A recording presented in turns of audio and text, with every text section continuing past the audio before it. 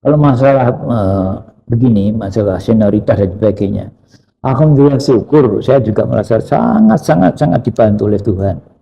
Hari ini sampai hari ini, dalam usia saya yang 79,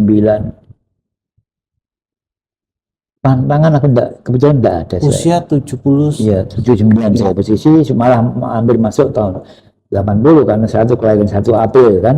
Udah 79 lebih lah begitu.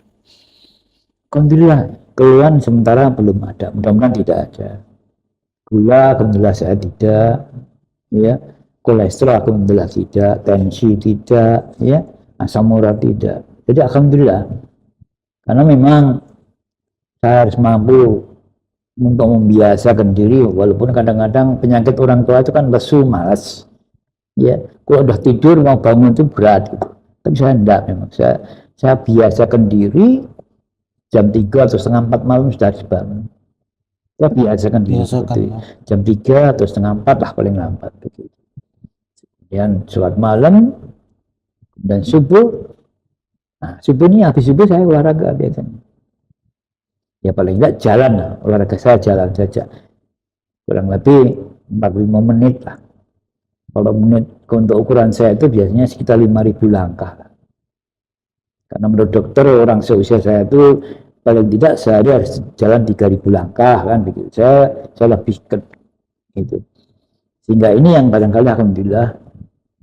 Kemudian juga mengenai pemikiran mengapa saya kok ingatannya masih, dan memang harus kita jaga. Ya, pikiran harus kita jaga. Cara menjaganya ya kita latih berpikir, ya. Jangan kacamata kita mohon maaf ngelangut orang Jawa bilang. Pikiran kosong jangan sampai. Filosofi orang Jawa kan kalau kita kosong pikiran kan jadi bantalan setan kan. Ngalamun itu bantalan setan kan begitu. Saya hindari itu. Saya gunakan untuk berpikir terus. Nah, sisi kesehatan enggak gitu, saya jaga. Makanan, minuman kita jaga.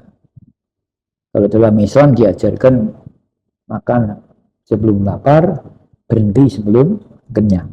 Ini kami lakukan. Ya, kalau karena memang untuk ukuran seperti saya ini kalau makan lebih agak banyak aja mulai terasa agak mual. Jadi itu jangan sampai seperti itu. Ini jadi maka itu alhamdulillah syukur sampai hari ini saya dalam keadaan sehat, ya. Dan saya juga barangkali